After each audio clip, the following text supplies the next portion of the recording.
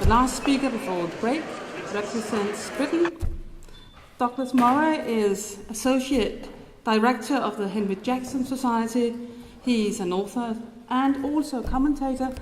And I think it's not wrong to say that you're one of Britain's most outspoken critics of Islamism. We are looking forward to hearing your thoughts on what happened the last 10 years. Welcome, Douglas. That's on. Okay. Well, thank you very much. It's a great pleasure to be back in Copenhagen. Thank you, my hosts. Thank you, audience, for turning up. I still, by the way, just before I start, should say there's a sort of first principle point one should make, which is one should still register how ludicrous it is that we now talk about the cartoon crisis. And just accept it. People say, 11 years ago, if you'd have said, well, there'll be a big cartoon crisis in Europe in the coming years, people would say, what? It's like a Mickey Mouse atrocity, or a Bugs Bunny outrage. It's surreal, but it's what Salman Rushdie said after the Satanic Verses affair. He said, I felt like I'd fallen through the looking glass, and I didn't know if I'd ever get back. We've all fallen through that looking glass in the last 10 years, if not before, but I wanted to talk in this short time I have to you and with you about the question of what have we learned. It's very tempting to say we've learned absolutely nothing in the last 10 years. I just came from London, and just before I left, went to see an exhibition in London which is finishing tomorrow. Some of you will know the organiser. It's called the Passion for Freedom Art Festival. It's now in its 7th year. It's a wonderful art exhibition which does all those things that artists and art curators pretend they do, you know. It actually is about freedom of speech. It's actually about free expression. It's actually about all those things that the art world likes to say it's about. And it's got this year, among other things, the work of a young female Iranian artist who's currently in prison in Iran for her work. It's very moving to see this artwork by a girl imprisoned in Iran exhibited in London on the same road as Buckingham Palace. However, I mention it because of a sadder note. They've always had problems, this exhibition, Passion for Freedom, now in its 7th year. They've always had problems. They had to move galleries several years ago because the gallery owners got scared about the artwork and so on. And it ought to be remembered, of course, it's particular artwork. I mean, there's quite a bit of artwork this year from Ukrainian artists about freedom, quite understandably so.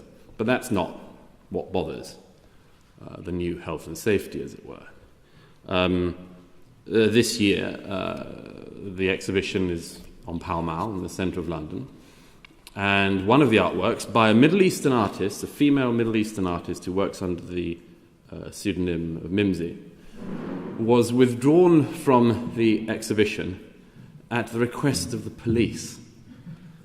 Now, the police were shown by the art gallery which this exhibition happens in, were shown the artwork, as it were, to vet the artwork that would go in. And this particular piece, which had been exhibited before, didn't meet the required standards of the British police. And so it was removed. And I don't at all blame the organisers for this, who fought as much of a fight as anyone could and managed to keep other pieces in the exhibition. But of course then there's the secondary one. If you keep this piece in, you'll need security of a bigger magnitude at all of the things, and that's going to cost you. So bit by bit, the language of health and safety meets the language of insurance companies, and it becomes routine that the British police become our art censors. I just about trust the police to catch burglars and stop robbers and muggings. But I don't trust them at all as art critics. And it's bizarre that that is a situation which we've come to. We have come to a situation, as people have said about the Satanic Verses affair, where we've internalised the fatwa. As societies, we've internalised this. And this is one of the things which I think we've learned most clearly from the last 10 years. We've internalised the, absurd to use a phrase still, Mohammed cartoon crisis. But we have learned some things in the last 10 years, and I'll dwell on them for a moment. We've learned in as clear a way as could possibly have been learned by anybody, that most of the press in free Western countries are cowards. We've learned that most of our artistic establishment are cowards, and that most of our politicians are cowards. We've learned that industries...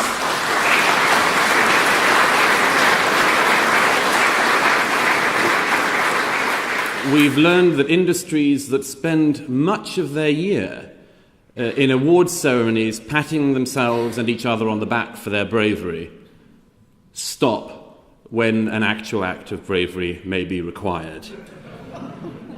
We have watched as the entire liberal class of artists and writers and thinkers stop just at the point where bravery is needed. We've learned, once again, for the first time in some centuries in Europe, about blasphemy. Again, if 20 years ago you'd have said the early years of the 21st century in Europe will be dominated by a discussion of blasphemy, people would have said, what? You don't mean repeal of blasphemy laws. You mean, no, actually the discussion about blasphemy. Probably the next thing people would have said was, when did the Spanish Inquisition get back into Europe? How did that happen? No, this is a different type of blasphemy we're talking about. Nobody would have believed you. They'd have thought all of your critical faculties were off, all your prediction mechanisms had gone awry. But that's what the 21st century, not just in Europe, but in a lot of Western countries, is dominated by. Often it's a subterranean conversation. Often it goes above that level. Canada, once again, is debating more blasphemy laws. Mark Stein knows this better than anybody by personal experience, but just recently there is another attempt to impose effectively blasphemy laws in Canada. Of course, it's said that this will only have tried to scoop up the most extreme speech and so on, but no. Already the self-appointed censors in Canada are saying that they're looking forward to prosecuting people who engage in so-called hate speech about Islam. The problem they're going to keep on coming across is the problem of facts. It's going to be deeply disturbing for them, but it'll keep on going. I put it to you, what happens in Canada when the new blasphemy laws are in, even stricter blasphemy laws? What happens when the Canadian Parliament in Ottawa is attacked again by Islamic fundamentalists, as it was last year? What happens? What can the free press say about that? What can they say about the motivations of the attacker? Wouldn't it be better if, in the end, the Canadian judiciary and political system could make sure that no press are able to report an attack on the Canadian Parliament because it's not news? Wouldn't it be easier? They now talk about $10,000 fines on people who transgress the new blasphemy laws. Wouldn't it be easier just to have a direct debit system from the bank accounts of every journalist in case they say something about an attack on the Canadian Parliament that an Islamic terrorist has just carried out?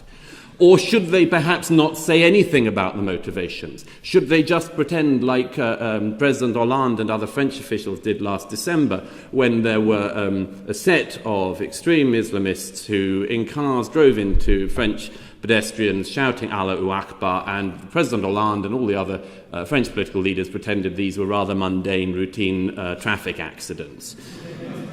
Will it be easier just to pretend these things away? Well, we've learned some other things in the last 10 years. 5 years ago, almost precisely, we learned from Angela Merkel that multiculturalism had failed. 4 years ago, we learned the same thing from President Sarkozy and from Prime Minister Cameron. It's not clear exactly what they meant by that. In fact, as was alluded to earlier, it becomes curiouser and curiouser. It's very strange looking back. What did they mean by that? If multiculturalism was integration, among other things, which was one of the things that Angela Merkel seemed exercised by, why would multiculturalism have failed when migration was at a relatively low point, but it would be just fine when migration was at a higher point than it's ever been in our history? Why would integration not work when migration is relatively low, but we'll have to keep quiet when it's a lot higher? This isn't clear to me, and I'm sure it's not clear to very many of you. We learned a lot of other things. We learned that our politicians are incredibly good at dealing with secondary problems. Let me give you a couple of examples. Whenever anything has happened in Europe of any popular attempt to register discontent about the weakness of our political elites, the politicians have been incredibly good at coming down on that secondary reaction. So in the UK, when somebody called Tommy Robinson started a movement called the English Defence League, I didn't agree with it, I didn't like what it did, but he started this. It was a movement, a street protest movement. When he started that, very soon afterwards, his own house was raided by police, his family's houses were raided by police, computers were taken away, and they managed to get him to prison on a mortgage fraud case. They sifted through everything in him, in his background, everything in his life, everything in his family's life. They found something, he went to prison. Mortgage fraud is bad, don't get me wrong. But it seemed rather obvious to some of us that the reason he was in prison was not because of the mortgage fraud, but because he was a problem, and people, particularly our politicians, wanted that problem to go away. My point about this is, Tommy Robinson, the EDL, was a secondary symptom of a problem. They were the result of politicians rightly being seen not to have done anything with the primary problem.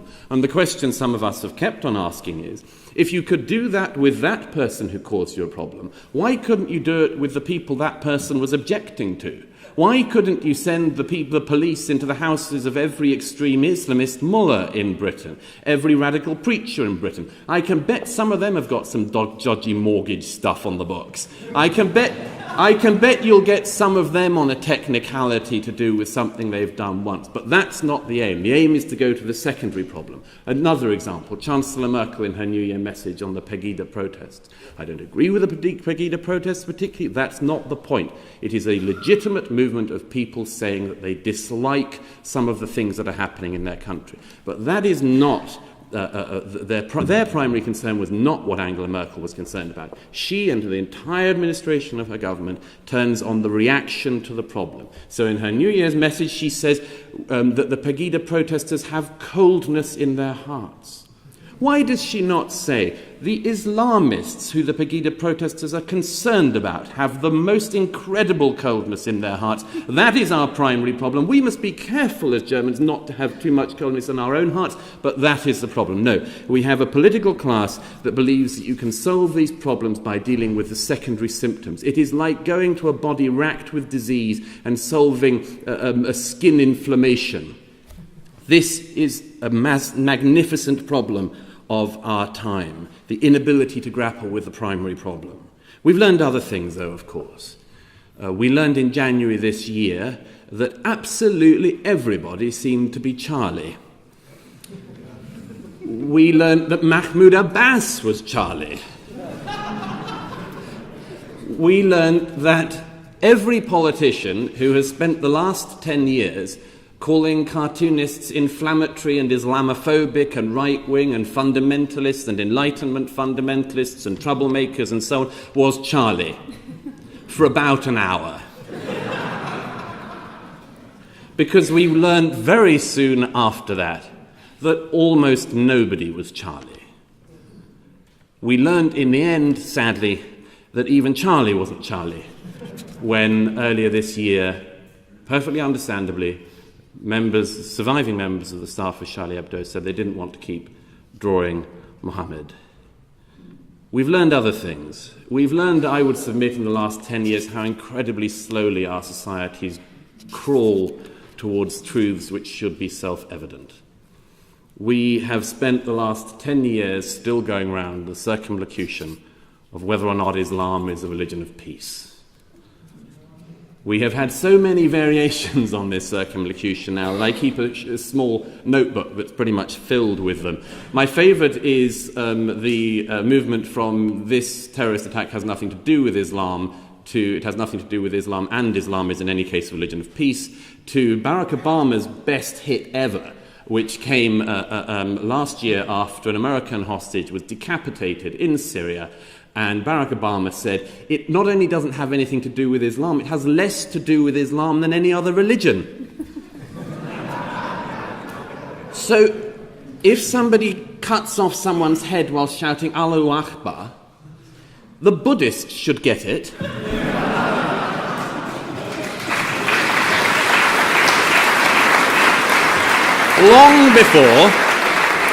long before anybody else. Long before. The Quakers should have it coming to them. Anyhow, we've learned that. We've learned that it's incredibly slow, our movement towards the truth. But let me give you one, sorry it's early in the day and this is another very graphic example. Let me give you one example of how bad that slow movement towards the truth is. 30 years ago in my country, we had legislation put in place to make it illegal to carry out female genital mutilation. To date, there has not been one prosecution for this that's been successful. It took, indeed, until a couple of years ago to have any attempted prosecution for female genital mutilation. There have been, as I say, this has been on the statute books for 30 years, and tens of thousands of British girls have been mutilated in this way. Now, I remember 14 years ago or so when Ayaan Hirsi Ali started speaking about this in Holland and others started speaking about it in Scandinavia and elsewhere. I remember about 10 years ago I published a report on FGM in the UK. Throughout most of this time, this was still a culturally sensitive, as they say, subject to talk about. And it was a difficult one. You could feel it as you mentioned it in public. In the last few years, it's become a bit easier. The Evening Standard in Britain ran a campaign against FGM. The Mayor of London, Boris Johnson, joined the campaign. All sorts of politicians from across the political spectrum came out in support of the campaign against FGM. Let me put it to you like this. If you were to select a subject which should be the easiest subject in the world to get total political and popular support for, does anything get easier than saying we are against the mutilation of young girls' genitals with knives? I can't think of anything. That should be as easy as it gets. It should be a home run. And it's taken 30 years to even get it to being a legitimate political conversation, and one which has still had no practical repercussions. That, I would suggest, is a sign that if we are learning, we're really slow learners. Now, I would say, as I come to wrapping up, it doesn't have to be like this, and it never did have to be like this. There are always signs, there are always occasional flickers and glimmers of hope. I thought that your Prime Minister, Rasmussen, gave us one such glimmer early on in the cartoon crisis, when a delegation of allegedly offended, alleged community leaders said they wanted to see him about it. And he said, of my understanding, he said that he wouldn't see them because they would have to learn that in Denmark was a free society with a government that was separate from the free press, and these things were separate, and that the sooner these people learned that, the better. We could have done that. We could have done a lot more of that. We could have had a lot less kowtowing. We could have had a lot more basic standing up for our own principles. But by and large, we failed. If I may, I would say that there is an important aspect to the British tradition of free speech in this regard, and it's the one I know most about, so you'll pardon me if I'm not mentioning Danish philosophers for the moment. But the British principle of freedom of speech was always, it's not a right, it's not something you are born with and it comes from nowhere. It's a necessity, and it's a necessity to keep a society free. Because the reason why free speech in the British tradition came about, through Milton, Mill and others, was that you had to hear dissident voices, you had to hear contrary opinions, because only if you could hear those opinions and allowed yourself to hear them and to read them and to see them and to view them, could you first of all work out if you yourself were in error. If you were in error, it would strengthen the truth which you held by hearing a contrary opinion. But also, it was possible, and it remains possible today, that contrary opinion, that minority opinion against the overwhelming consensus of your time, might turn out to be right. And if it does turn out to be right, you should not disable yourself from being able to hear it, from being able to read it, from being able to see it. That's why freedom of speech matters. It's because it's the only way we have to avoid error. And that is why what has happened in the last 10 years, and the intimidation and the attempt to shut debate down by people who come in through the front door with Kalashnikovs, and cowardly, cringing officials and others who come through the back door with legislation and so on, are so much part of this problem. Because we need to hear this contrary opinion, because it may just be the case, and I submit to you that it is, that what has been seen to be the contrary opinion in recent years was the opinion that was right, which is that there is a problem, and something about which we should be concerned, and which is going on in our society, and that we would like to stop it. Now, in wrapping up, I would just say this. It seems to me that the thing I've certainly learned most in the last 10 years is this. Freedom never was a very popular idea. It's serious. You look back in history, at almost any phase, not just the mid-20th century, which is all anyone seems to know about these days, but almost any period in history. Most people weren't bothered particularly about freedom.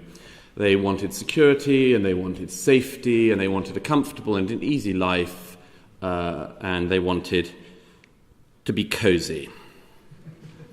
Freedom of speech was only ever defended by a few people, just as freedom in general was only ever defended by a few people. But maybe it only ever needed a few people. One of the proudest things of my life in recent years has been coming to Denmark, making some very good friends here, of getting to know Lars, Fleming, Hella, and a whole set of other people who are among the few people. There were some in America, some in Canada, one or two in Britain, a few on the continent. But I would say, in wrapping up, that one of the things I think you could be proudest of is that when the history of this era is written, and it will be written, and I'm more optimistic than Henrik, that when it does come to be written, the name of Denmark will be able to be talked about with enormous pride. Thank you.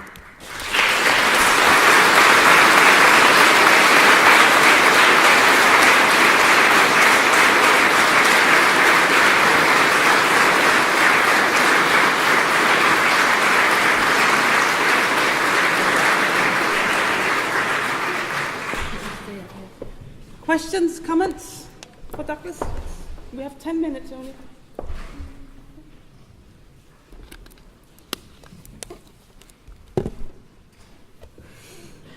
Yes. Please get up.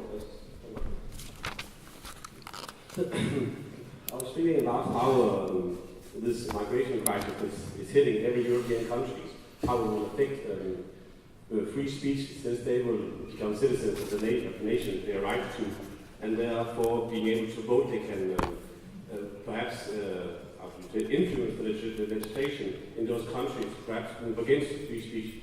How do you see that happening? Well, it will happen. I mean, I think one of the most important points and original points in Fleming Rose's book on the cartoon crisis was the point he makes about the fact that there seems to be an assumption in our societies that the more pluralistic a society becomes, the less we should say.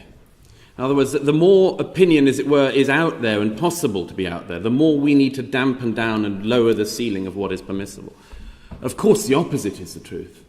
The opposite is the truth, which is that with a very pluralistic society, you're going to have to hear more voices than ever. I would say that I'm not confident about us pushing back against this well, but if there were one thing in the whole crisis, the migration crisis, that I would signal, it would be this. I think we have a deep problem here. It's a subject for me for another day, but I have a long piece in the current issue of Standpoint magazine. It's online if you're interested. But I would say this. People who come as refugees, legitimate refugees, as opposed to economic migrants, it seems to me we will miss a very important opportunity if we don't say one thing in particular to them as an agreement before they come, which is this. Islam is, to a very great extent, not entirely, but to a very great extent, what has screwed up the countries they're fleeing from. sectarianism, the extremist interpretations, all that sort of thing is to a very great extent what has screwed up the countries they're fleeing from. So in order to come into our countries, as a bare minimum, they should realise that that is the case, and that when they come into our countries, they are not to spend a significant amount of their time trying to repeat the experiment of the thing that made them flee before.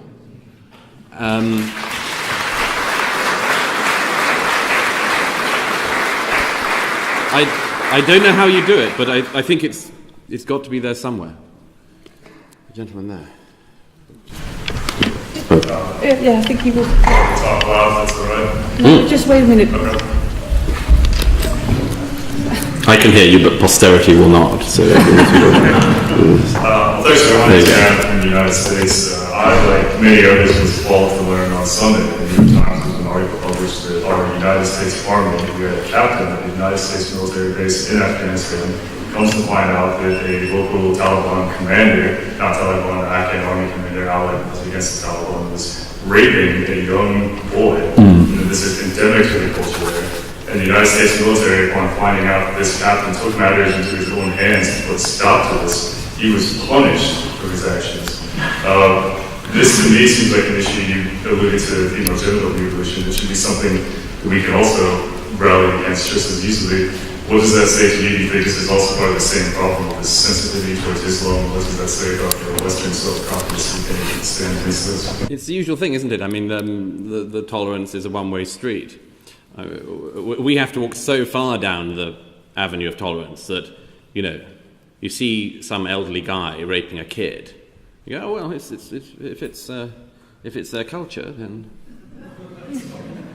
who are we to say?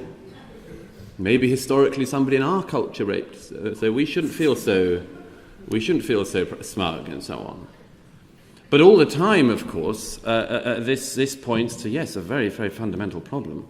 A problem of self-confidence, among other things. If I give you one more, ludicrous example of that, God, I could go on. But take the example a few years ago, the American military commander in Afghanistan. Do you remember this? Was it McChrystal at the time? Anyhow, the American military commander, the most senior commander in Afghanistan, and there is a report that some Qurans have been mishandled in some corner of Afghanistan by some American troops and have been handled in the wrong way, and their infidel hands have touched the Quran.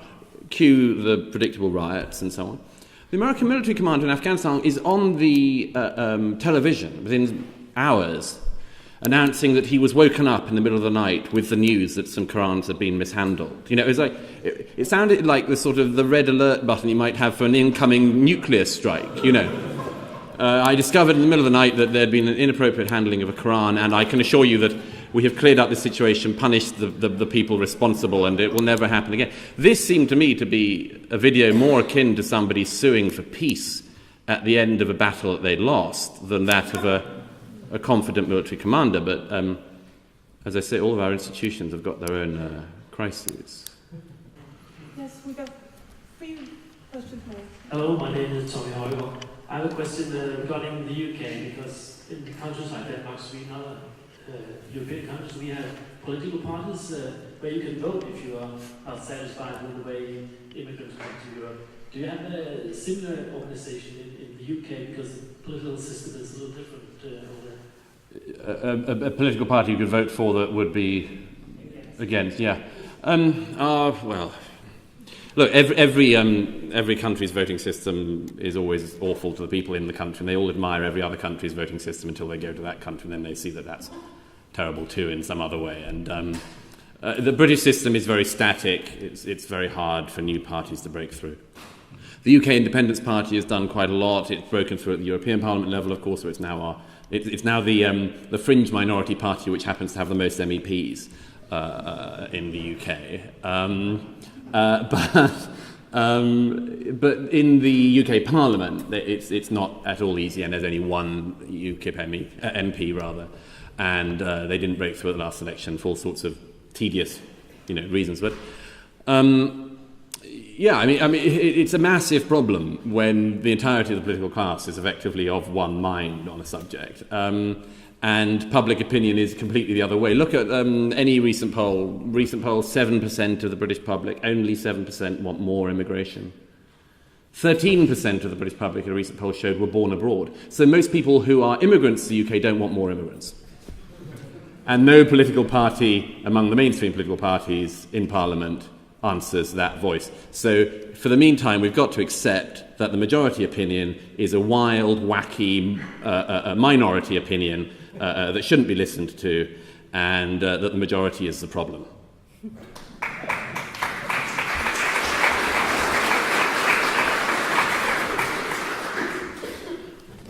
I was wondering what your views are on failures of universities to sort of foster free speech and open debates, and what its sort of implications are for wider society. Why? Yes, university free speech is a great one, but I could go on. The number of times that anyone engaged in free speech has been cancelled from campus now, I mean, it sort of happens every week. We get used to it, you know. We have radicals who go around, university campuses recruiting jihadists and so on, and that's fine. If, for instance, you're Omar Farouk Abdul Muttalib from UCL, University College London, and you run big days where you bring terrorists into campus and you show everyone footage of the planes flying into the Twin Towers, that's free speech. But somebody saying, I don't like that, hate speech. So, universities are the worst. Of course they're the worst. They always were going to be. I mean, I'd go to a university professor to get their ideas on this long after a gardener or a bin collector or anyone else. The universities are so much part of the problem, because so much of this, the problem is the thought disease. I mean, our thinking has gone bad in Europe, it seems to me. And so the centres of so-called learning are no such thing. Let me give a very, very quick example, if I may. A few years ago at a university in London, some students came to me and said their student newspaper was going to run a cartoon of Muhammad, and I think did. The Student Islamic Society leader said that the names of the editors of this student newspaper had appeared on an Al-Qaeda website. You see. This caused a huge furore among the university and so on. Of course, the thing was withdrawn. But then the Student Islamic Society leader said, to the kids who allegedly have done this, if you apologise, and I can see if I can mediate a bit, sort of thing. That is the thing that is happening all the time. All the time. The people with Kalashnikovs don't have to be very large in number, because behind them they have a whole group of people who find it very useful that they have people with Kalashnikovs on their side. And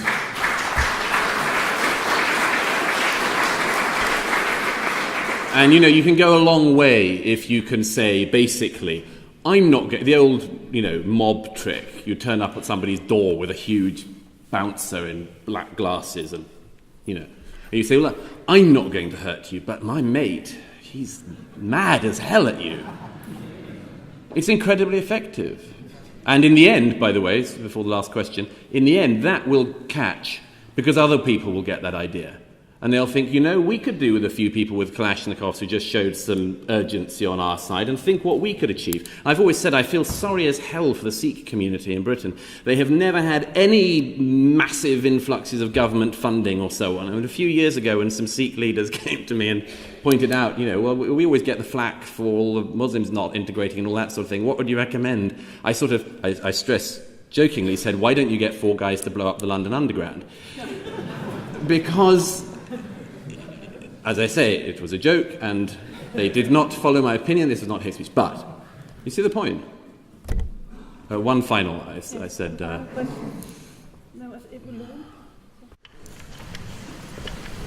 Thank you, Dr. Murray, for your great black sense of humor. We make the correct analysis, we use reason, and we are losing. Right now, maybe on turn, but right now we're losing all the way around. I'm really stunned that you tell us that there are only 2 or 3 people like you in Britain. I hope not. But my question to you is, are we there where we must realize that there will be violence? We must be able to defend ourselves. Has the time come to teach our young boys, our young men, that they must be able to use a weapon and they must be able to stand up for their families? No, I don't think that's where we are. But I would say this on all this. I wouldn't be so downhearted about, as it were, the situation one is in now. As I say, I'm not either an optimist or a pessimist. I think these things are attitudes. You can wake up one morning feeling optimistic. You can go to a dinner in the evening feeling pessimistic. These things come and go. But one thing I would say is this. The other side have got a hell of a PR problem. And this might just become clearer in the years ahead. Whilst our politicians almost all say, there are obviously notable exceptions, the same things, the public opinion polls show the public are thinking quite different things. Look at polls in France or Germany about people's views about Islam as a whole. 70% of French people in a recent poll saying that Islam is incompatible with French society. 70%.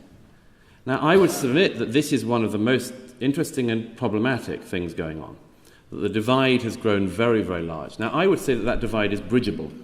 And it's bridgeable by decent mainstream politicians, as there are some across the continent now, filling that gap. Because let me put it this way, I've said for a long time to politicians in the UK, you have a real problem because the public can see something very, very clearly. They don't like being blown up, they don't like cartoonists being shot, they don't like young girls being abducted and so on. They don't like these things.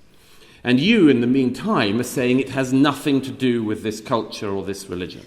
And I always put it this way when I get a chance to speak to a politician.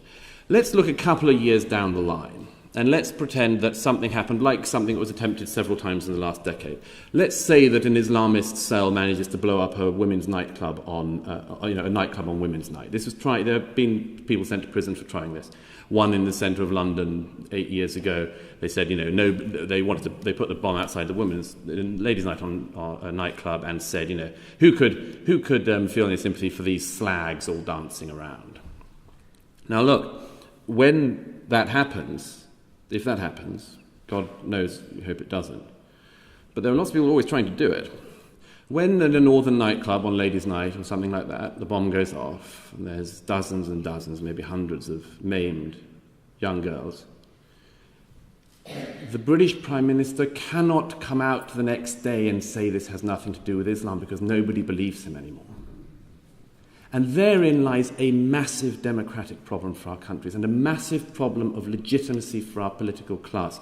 My view is they have to spend the coming years, and they could, changing their position on this, facing up to what is in front of all of us, bridging that gap, and making sure that the response of European societies to this huge problem, when it comes, is a decent response. Thank you.